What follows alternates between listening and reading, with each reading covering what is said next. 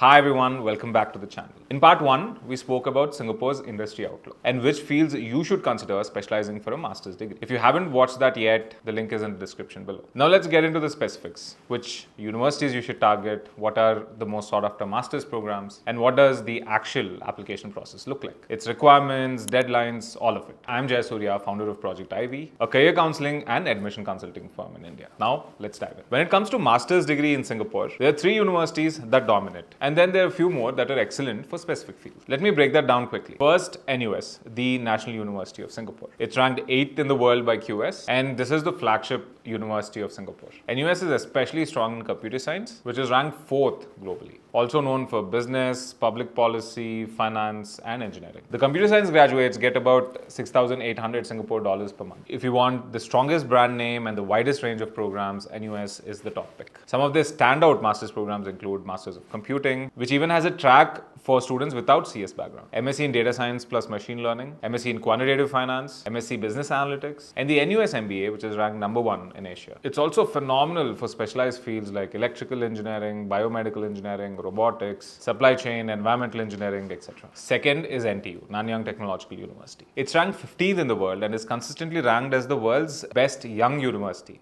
globally. NTU is a powerhouse in engineering, AI, and business. The Nanyang Business School is actually world class, and their engineering programs are closely tied with Singapore's semiconductor industry and advanced manufacturing push. The top programs over here are MSc in Electronics, MSc in Financial Engineering, MSc Computer Science, MSc Supply Chain Logistics, and Nanyang MBA, and also their newer programs like Biomedical Data Science. Third on the list is SMU, Singapore Management University. Now, SMU doesn't rank as high globally because it's a smaller and a specialized university. But don't take it lightly. SMU sits right in the city center, which is next to the Singapore's financial district. And it's built for careers in consulting, finance, analytics, and law. And their small classes and seminar-style teaching classes are very distinct from NUS and NTU. Their flagship programs are MSc Applied Finance, which covers CFA curriculum up till level 3, Masters IT in Business, which tracks in AI, data science, and fintech, and their MSc in Management. They're also adding new courses like MS in Sustainability Finance, which is a field that's seeing increasing demand in Singapore.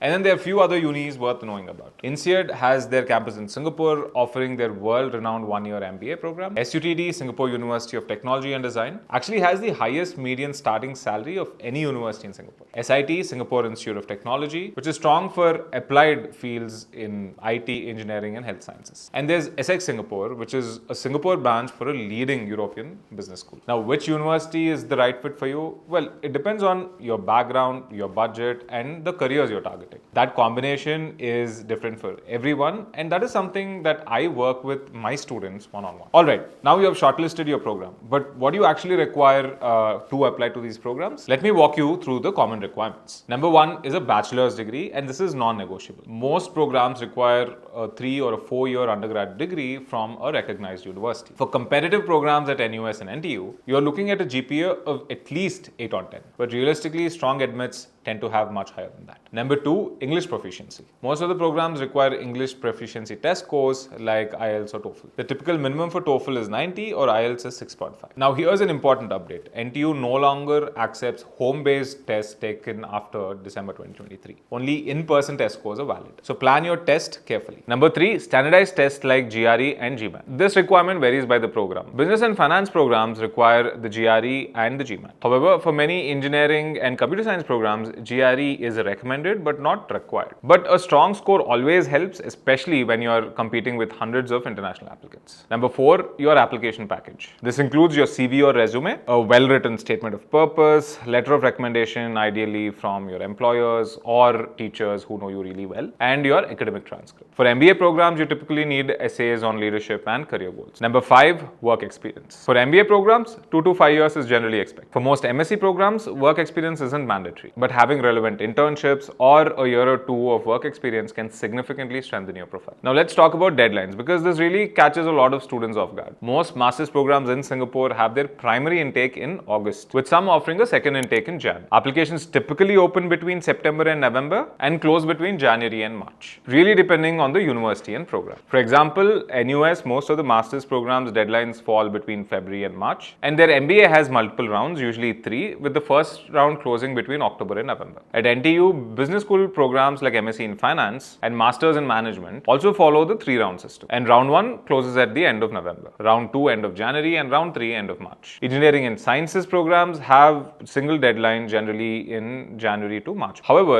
SMU's postgraduate programs have rolling admissions for most of their programs. For example, the MS in IT and Business program accepts applications from Jan to May based on a rolling basis. For example, the MITB program offers applications from Jan to May for the August intake and June to October for the January intake. Now, a critical point. At all these programs, NUS, NTU, SMU, applications are reviewed on a rolling basis, which means earlier applicants often have a better shot. That means earlier applicants often have a better shot of getting in more scholarship opportunities and more time to sort out visas and housing. Applying in round 1 is almost always better than round 3. My advice, start prepping at least 6 to 8 months before your target deadline. That gives you time for test prep, write strong statement of purpose, and polish your entire application. Now, let me give you a quick bird's eye view of how the process follows. Step 1, you apply online through the university's portal and pay the application fee, which ranges from 20 to 100 Singapore dollars depending on the program. Step 2, the admission committee reviews your application, which typically takes about 4 to 6 weeks. Step 3, if your program has an interview component, you will be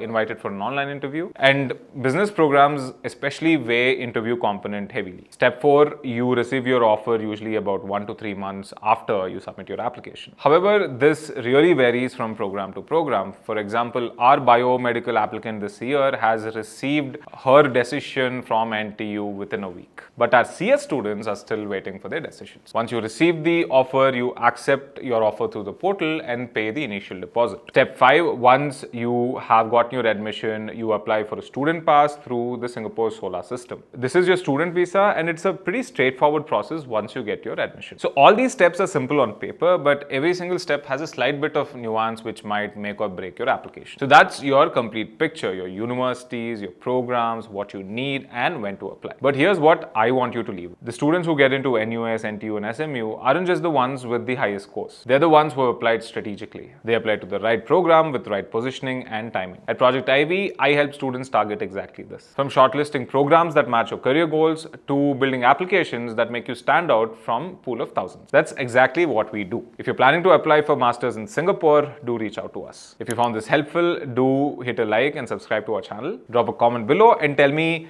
which is the program you're most interested in. I'll see you in the next video.